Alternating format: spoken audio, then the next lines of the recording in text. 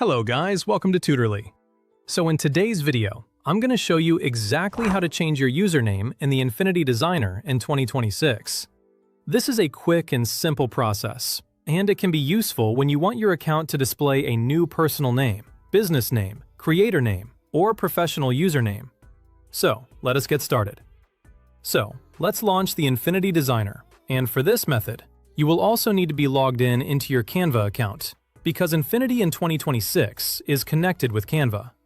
Make sure you are signed in to the correct Canva account, especially if you have separate personal, business, or team accounts.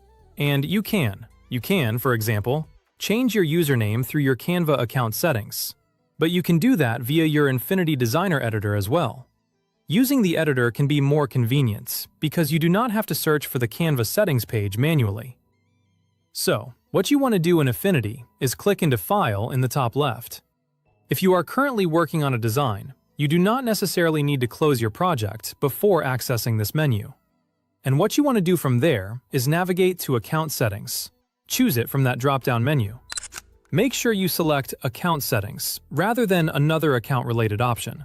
That is going to redirect you to your Canva profile settings, as you can see here. Depending on your browser and application settings, the profile page may open in a new browser tab or window. So here, go through your profile. And then, guys, what you want to do is, click into Edit here next to Username. Before making the change, check the spelling carefully and choose a username that clearly represents you or your brand. Change it, click it to save, and then your username will be applied to your, Affinity Designer. It may take a moment for the updated username to appear. So refresh the page or reopen the application if you do not see it immediately.